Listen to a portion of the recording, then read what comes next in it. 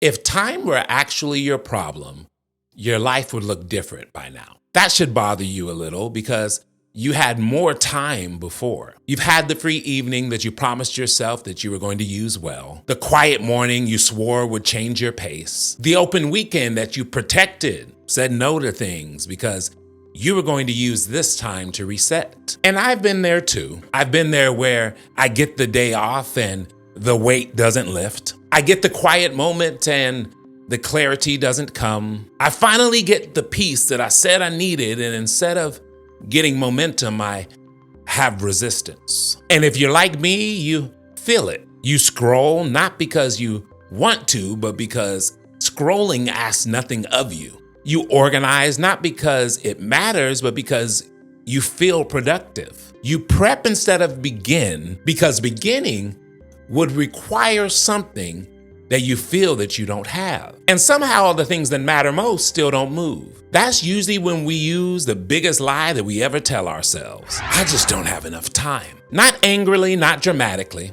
You say it calmly, responsibly, almost as a settled truth. You say it while you look at your calendar, while you're scanning your task list. You say it while leaning back at the end of a long day thinking, I was busy from morning to night. Why do I feel so behind? And here's why the sentence is dangerous. It doesn't sound like avoidance. It sounds like you're being honest about your limits. But it's quietly protecting you from a harder truth. Because the problem isn't that you don't have enough time. The problem is that you're leaking energy all day long, and you don't see where it's going. This is part 1 of our energy management series. I'm glad you're here. Let's do it. Time is fixed. We don't earn more of it by becoming disciplined. We don't unlock more of it by caring deeply. We don't get rewarded with extra hours because we want more out of life. You get the same 24 hours as everyone else does. The same as the entrepreneur you admire, the same as the creator who keeps shipping, the same as the person who builds, trains, creates, and still shows up present with the ones they love. They didn't get more time, they just learned how to stop bleeding energy. And once you see that, you realize most days aren't busy, they're expensive. Think of your day like a car. On a full tank, that car gets, let's say, 350 to 450 miles to empty. Everyone's range is a little different. Some people start with a bigger tank. Some people start with a smaller one. Some regenerate quickly, while others wake up already carrying the same weight. Stress, responsibility, pressure, unfinished conversations, expectations they didn't choose. That part isn't fair. That part isn't earned, that part just is. But what is fair is once the tank is empty, it doesn't matter how important the destination is. You can have the clearest vision, the biggest goals, the thing you keep telling yourself that you'll get to soon. But if there's no fuel left, you're not going anywhere. And if you were to get in your car naturally with a full tank of gas and just aimlessly drive around the city or state you're in, you don't follow a plan, you never stop to refuel.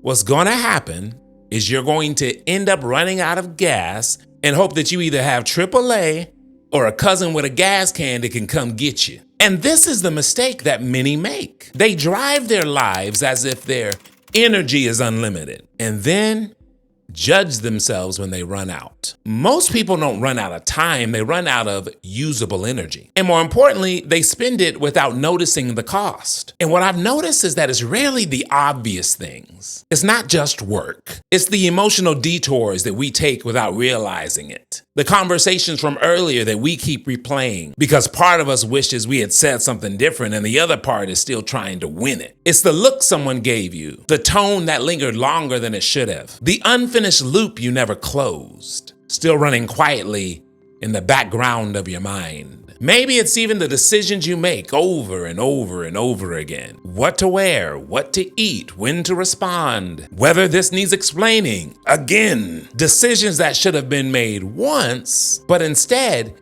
get paid for daily. And you know this moment. Usually mid-afternoon, sometimes later, sometimes earlier than we'd like to admit. But you finally sit down to do the thing that actually matters. You open the document and you stare at the screen. Your chest starts to feel heavy, and before your mind can even formulate the first thought, your body sighs. That's not laziness, that's a fuel leak. That's what it feels like when the tank is already near empty and you're asking it to take on something important. This is why you'll hear people say, I work all day and still don't get to what matters. They're trying to drive the farthest miles on fumes. And here's what this often looks like in real life. Your day fills up early. Messages come in, small requests, small favors. Hey, can you look at this real quick? Can I ask you a quick question? They're never quick. And none of it feels wrong. Nothing feels like a bad decision, and that's why it's a trap.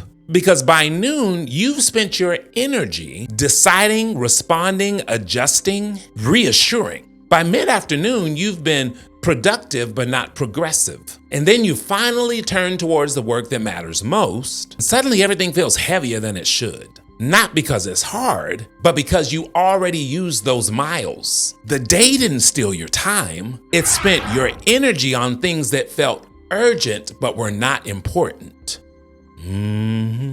We have to consider the difference between reactive days and intentional days. An intentional day costs energy at the beginning. You have to choose, you have to decide, you have to disappoint things that want your attention. That upfront cost saves you some miles. Conversely, a reactive day feels easier in the moment. You didn't choose, you respond. You didn't prioritize, you keep up. You don't disappoint anyone because you're always available. But by the end of the reactive day, your tank is empty. And you can't quite explain why. And here's the trap. Reactive days feel generous.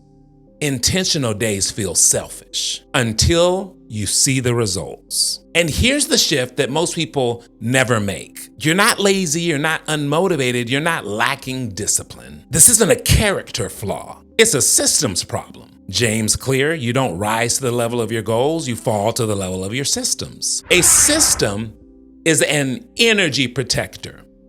It's something that you have in place that prevents you from overexerting an unnecessary amount of energy. And the part that you're responsible for is stopping the leaks. If you're driving with 1,000 unnecessary detours, that's your responsibility. If you're carrying emotional weight that was never meant to come to you, that's you. If you're engaging in battles that don't change the outcome, that's your fault. That one called me out. If you're spending decision energy on things that should already be decided, when you finally arrive at the work that matters, you have nothing left. Not because you don't care, not because you didn't want it bad enough, but because your energy has already been spent unconsciously. And I'm gonna shatter that's something that if you're a millennial like me, you've heard all your life. And that is that you have to hustle and grind. Hustle isn't the answer.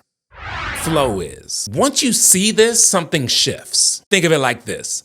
If energy is limited, willpower will never be enough. Hustle feels admirable. It feels productive. It feels like effort, and often it feels like effort equals progress. But hustle without protection just burns fuel faster. And if you're watching this video, I want to tell you, you don't need to push harder. You need a system that protects what you already have. And that leads to the question that most people avoid, because once you ask it, you can't go back to pretending. If my energy is limited, what actually deserves it? What's worth saying no to everything else for? What keeps getting pushed back to later every time you let the day decide for you? Because every day you don't choose, something important quietly loses. And the moment you answer that, busyness stops feeling impressive and prioritization finally begins.